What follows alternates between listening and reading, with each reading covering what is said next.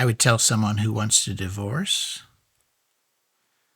that divorce is not a solution. And I believe we're much better off when we do the hard work of repair in our present marriage rather than settling for an escape and out with the thought it's going to be better somewhere else, only to find out later down the road that we've got the same situations but in greater quantities. So I would encourage people to take some time and really, really consider fixing their present relationship. There's no guarantees about the future. None. So I would say to someone who is thinking about divorce that I understand. I was there. Many times we think it's the easy way out. Marriage is not easy, but it's totally worth to fight for. That's what I wanted to say.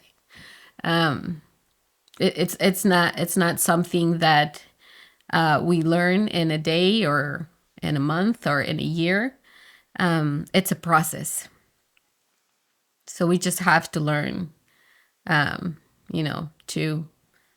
do marriage, together. Can I change my answer? Yeah. Yeah. Yeah.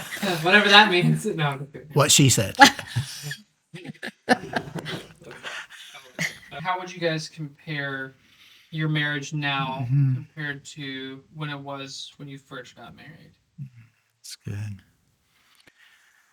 And one of the huge changes for me, I don't struggle at all with trust issues. And that's huge. I don't worry about where she's going, who she's with, who she's talking to. I don't check emails. I don't check phones. I trust her because I know she wants to be here. And that's gold. That's worth $1 million or probably $100 million. Such a difference. I sleep well at night. I look forward to going home. I have energy for the day. I'm hopeful for the future. I'm not panicked. I'm not worried. I'm not distraught. It's beautiful. Thinking about first marriage, I can mention a couple things like I didn't feel loved. I didn't feel value. And that just made me try to find it somewhere else, or that someone else made me feel, like I was getting that. So now our marriage, it's, better than ever before, like I feel loved and I feel secured and I want to be here. Yeah, I can tell. I know. And we're not perfect by any means, but we're here. Yeah, and we're doing here. it. We're doing it. We're blessed. Our children are blessed. Our family's blessed. Our friends are blessed. Yeah, and hopefully we can bless a lot of marriages, a lot of other people along the way too. But we're working on it.